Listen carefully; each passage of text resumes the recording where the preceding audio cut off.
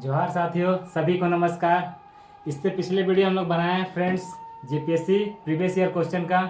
तो इसमें भी आज हम लोग लेके आए हैं जेपीएससी का प्रथम पेपर जो होता है उसमें भी साइंस का लेकर आए हैं। जो जनरल साइंस है, जो 6 क्वेश्चन आता है फ्रेंड्स, और टोटल 12 नंबर का आता है। तो उसमें भी आप देखिएगा तो भौतिक, रसायन और जीव विज्ञान से रिलेटेड प्रश्न रहता है फ्रेंड्स। तो आज हम लोग इसी को आगे बढ़ाते हैं फ्रेंड्स। तो देखिए फ्रेंड्स, सबसे पहला क्वेश्चन है आपका कि निम्नलिखित में से इलेक्ट्रॉन वोल्ट द्वारा मापा जाता है। तो इलेक्ट्रॉन वोल्ट द्वारा क्या मापा जाता है फ्रेंड्स? तो देखिए दिया गया है आवेग, विभवांतर, धारा, ऊर्जा। तो इलेक्ट्रॉन वोल्ट द्वारा आप देखिए ऊर्जा को मापा जाता है फ्रेंड्स। तो ये समझते हैं कि इलेक्ट्रॉन वोल्ट होता है क्या फ्रेंड्स? तो इलेक्ट्रॉन वोल्ट ये समझिए कि 2 बिंदु है, ए बिंदु और बी बिंदु, और इसके बीच में विभवांतर रहता है फ्रेंड्स। और इलेक्ट्रॉन जब यहाँ से एक बिंदु से दूसरे बिंदु तक गमन करता है तो उसी कार्य को, या बोल सकते हैं उसी घटना को आप इलेक्ट्रॉन वोल्ट कर सकते हैं फ्रेंड्स। तो देखिए फ्रेंड्स थोड़ा सा आगे भी कि इलेक्ट्रॉन वोल्ट का मात्रक होता है फ्रेंड्स ईवी। आप देखिए एक ईवी बराबर होता है 1.602 10⁻⁻19 जे ए भी बराबर 1.602 इंटू 10⁻⁻12 अर्ग होता है फ्रेंड्स। ये इलेक्ट्रॉन वोल्ट के बारे में हो गया फ्रेंड्स। देखिए अगला क्वेश्चन फ्रेंड्स। तो अगला क्वेश्चन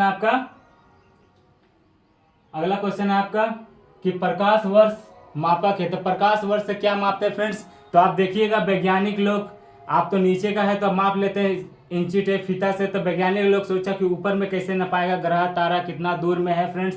तो वो लोग सोचा कि क्यों ना एक माध्यम से मापते हैं, प्रकाश से। तो प्रकाश एक माध्यम हो गया फ्रेंड्स कि प्रकाश से नापा जाएगा।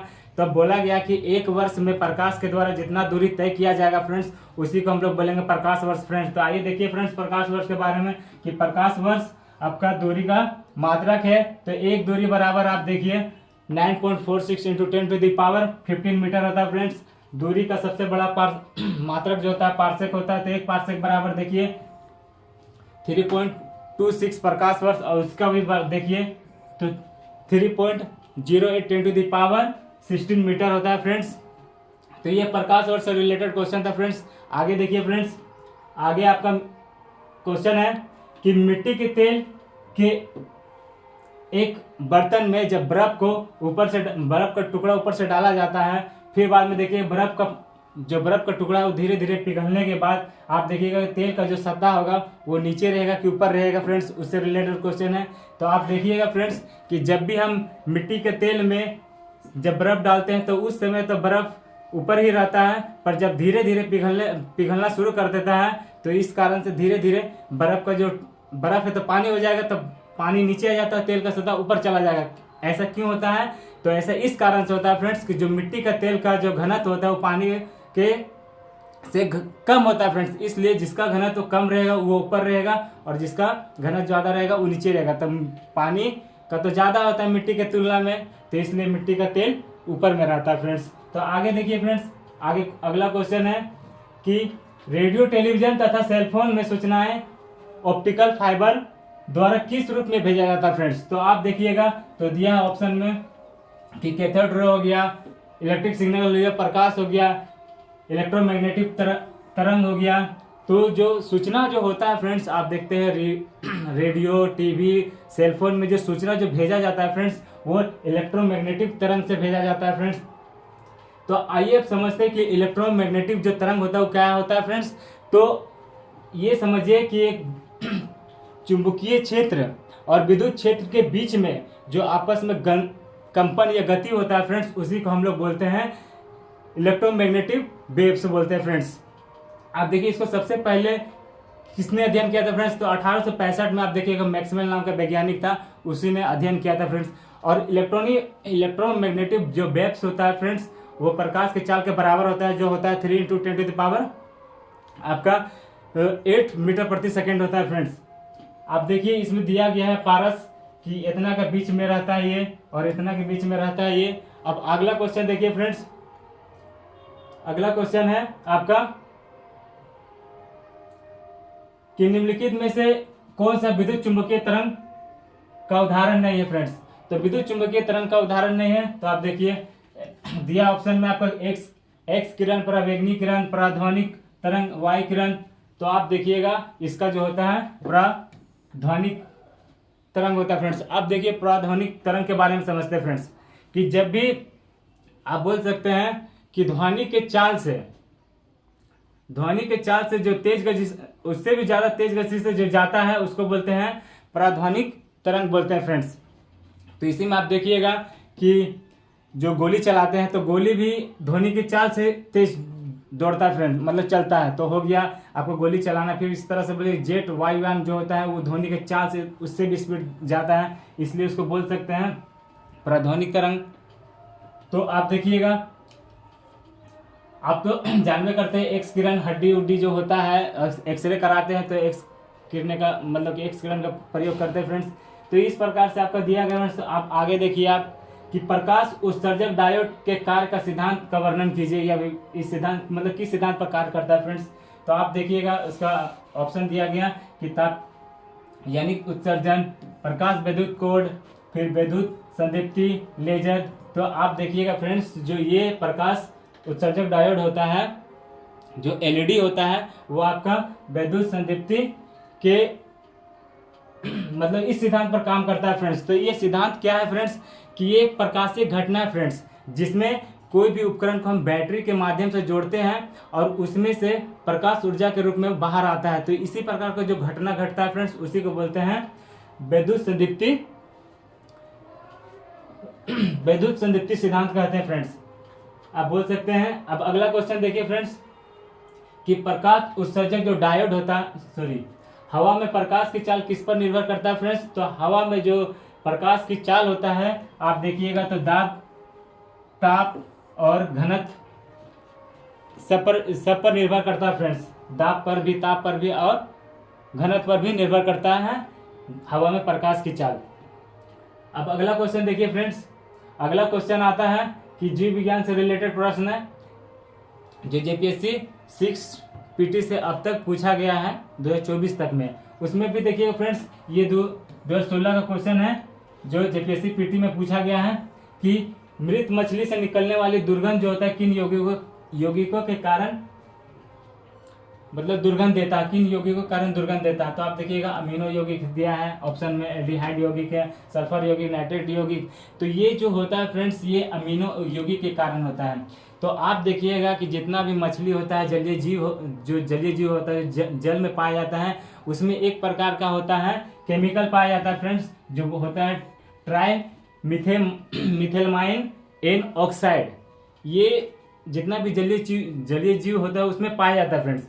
जब जलीय जीव बाहर आता है तो इसमें क्या होता है कि ये केमिकल धीरे धीरे कम होने लगता है, या बोल सकते हैं मरने लगता है, या बोल सकते हैं कि सड़ने लगता है।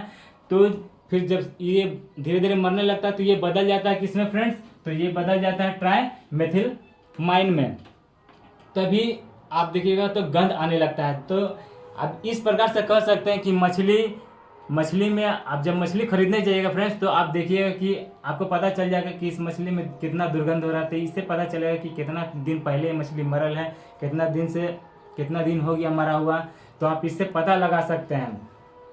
तो ये हो गया फ्रेंड्स कि मछली में दुर्गंध कैसे आते हैं। और ये जो पाया जाता है केमिकल, ये मनुष्य में नहीं पाया जाता, जो धरती पर जो चलता है, जैसे हम लोग है, जो जानवर है, ये जो जमीन में पाया जाता, जितना भी चीज़ पाया जाता है उसमें नहीं पाया जाता है। ये सिर्फ जलीय जीव में पाया जाता है, इसलिए उसका निकालने पर वो मर जाता तो सड़ के गलने मतलब कि दुर्गंध आने लगता है फ्रेंड्स। तो अगला क्वेश्चन देखिएगा फ्रेंड्स, इसी में अगला क्वेश्चन है। तो ये है क्वेश्चन आपका 2021 का क्वेश्चन, निम्नलिखित में से कौन सा न्यूरॉन का भाग नहीं है। तो देखिए फ्रेंड्स, जो तंत्रिका तंत्र होता है उस संवेदना को एक जगह से दूसरी जगह पहुंचाने का काम करता है फ्रेंड्स। जैसे मान लिया आपको कोई चुट्टी काट लिया, तो आपको एक जगह से दूसरी जगह कैसे पता चल जाएगा कि हमको चुट्टी काट लिया, तो यही काम तंत्रिका तंत्र का है फ्रेंड्स। तो अब इसमें बोला गया कौन सा भाग नहीं है फ्रेंड्स। तो देखिए आप देखिएगा तो इसमें सिनेप्स जो होता है ये भाग नहीं है फ्रेंड्स। आप एक्सॉन भी है भाग तंत्रिका तंत्र का, डेंड्राइट्स भी है, निश्चल निकाय भी है। तो देखिए फ्रेंड्स, सिनेप्स जो है वो कहाँ पर रहता है, तो आप देखिएगा कि जो एक्सन होता है और डेंड्राइट्स होता है उसके बीच में ये सिनेप्स काम करता है फ्रेंड्स। तो ये कैसे काम करता है, यहाँ पर केमिकल रिएक्शन के माध्यम से इसमें कुछ हुआ तो यहाँ से सिग्नल भेजने काम करता है डेंड्राइट्स में। आप बोल सकते हैं कि, या ऐसे ही बोल सकते हैं कि डेंड्राइट से अगर एक्सोन में जाना है तो आप कैसे जाइएगा, तो यहाँ पर जो केमिकल रिएक्शन होता है वो सिनेप्स, इसको सिनेप्स कहते हैं, इस जगह को सिनेप्स के माध्यम से ही एक जगह से दूसरे जगह जितना भी सिग्नल भेजने का काम किया जाता है फ्रेंड्स। तो आप देखिएगा जो इनिशियल निकाय होता है फ्रेंड्स, ये प्रोटीन बनाने का काम करता है, इसमें प्रोटीन रहता है। आप बोल सकते हैं तंत्रिका तंत्र में जो प्रोटीन होता है वह ये इसका काम है फ्रेंड्स, इनिशियल निकाय का। तो अब अगला क्वेश्चन देखते हैं फ्रेंड्स। अगला क्वेश्चन में आता है कि कार्डियोलॉजी किसका अध्ययन किया जाता है। ये बैकलॉग 2024 का क्वेश्चन है फ्रेंड्स, जेपीएससी का। तो कार्डियोलॉजी में आप देखिए तो हृदय से जुड़ा जितना भी हृदय का जांच हो गया है, हृदय में क्या क्या प्रॉब्लम है तो उससे उसका उपचार करवाना है, तो उसी का अध्ययन इसमें किया जाता है कार्डियोलॉजी में फ्रेंड्स। आप देखिए तो पौधों द्वारा ली जाने वाली नाइट्रोजन किस रूप में रहता है फ्रेंड्स, तो ये पौधों जो द्वारा ली जाती है नाइट्रोजन वो नाइट्रेट के रूप में पौधा ग्रहण करता है नाइट्रोजन को। तो अब देखिए फ्रेंड्स कैसे, तो पौधा ना डायरेक्ट आपका नाइट्रोजन पृथ्वी से ग्रहण नहीं कर सकता है, पौधा का जड़ में पाया जाता है और वो एक राइबोजियम जीवाणु वही क्या काम करता है कि नाइट्रोजन को आपका नाइट्रेट में बदलने काम करता है फ्रेंड्स। तो आप देखिए तो नाइट्रेट को बदलने मतलब नाइट्रोजन को नाइट्रेट के रूप में बदलने का काम करता है पौधा के जड़ में जो जीवाणु रहते हैं उपस्थित, तो पौधा नाइट्रेट के रूप में नाइट्रोजन को ग्रहण करता है फ्रेंड्स। तो अगला क्वेश्चन देखिए फ्रेंड्स, अगला क्वेश्चन में है कि गुणसूत्र की जो वंशागत का सिद्धांत है ये किसने दिया फ्रेंड्स। तो आप देखिएगा यहाँ पर मेंडल है, सटन और बोवेरी है, मुलर है, वाल्डियर है। तो आप देखिएगा फ्रेंड्स, तो पहले समझते हैं गुणसूत्र क्या होता है। तो गुणसूत्र केंद्र के भीतर में न्यूक्लिक अम्ल और प्रोटीन धागेनुमा संरचना होता है फ्रेंड्स, जिसमें से मुख्य रूप से ये जीन के रूप में आनुवंशिक जानकारी देने में सहायक होता है। जब भी सेल डिवीजन होता है यानी कोशिका का विभाजन होता है फ्रेंड्स, तो आप समझ ही सकते हैं कि जीन ही एक माध्यम होता है जिससे सूचनाएं एक जगह से दूसरी जगह एक कोशिका से दूसरे कोशिका में जाता है फ्रेंड्स। तो इसमें समझते हैं फ्रेंड्स कि गुणसूत्र की जो सिद्धांत दिया था वो किसने दिया था फ्रेंड्स, तो सटन और बोवेरी ने दिया था। सटन और बोवेरी जो थे फ्रेंड्स, ये दोनों वैज्ञानिक आप बोलिएगा तो ये दोनों वैज्ञानिक अलग अलग मतलब कि अपना रिसर्च कर रहे थे, और जो समय था इनका एक ही समय था। ये 1900 के आसपास में आप बोल सकते हैं 1900, यहाँ तो लिखा है 1902, तो इसी के आसपास में ये दोनों अपना मतलब कि रिसर्च कर रहे थे। तो इसीलिए एक साथ इन लोग का मिलता जुलता जो थ्योरी था फ्रेंड्स, तो मिलता जुलता था, इसलिए दोनों का नाम एक साथ शामिल कर दिया फ्रेंड्स, सटन और बोवेरी का। और इसने क्या किया, जो मेंडल बताया था तो मेंडल का जो भी गुणसूत्र के बारे में जो भी अध्ययन था उसको बढ़ावा देने का काम किया फ्रेंड्स, समझे। ये था मेंडल का वंशानुगत सिद्धांत। अब अगला देखिए फ्रेंड्स, तो अगला क्वेश्चन है आपका कि राइबोजाइम्स होते हैं। तो राइबोजाइम्स क्या होते हैं फ्रेंड्स, तो ये आरएनए होते हैं फ्रेंड्स, ये आरएनए होते हैं और ये बना ही रहता है ये आरएनए और प्रोटीन से मिलकर बनता है फ्रेंड्स। इसको बोल सकते हैं कि राइबोजाइम एक राइबोन्यूक्लिक अम्ल एंजाइम है। और ये बनता क्या है, कैसे बनता है फ्रेंड्स, तो अभी बताएं कि आरएनए और प्रोटीन से मिलकर बनता है फ्रेंड्स। और इसका काम क्या चाहिए फ्रेंड्स, तो प्रोटीन का संश्लेषण करना भी इसका काम है।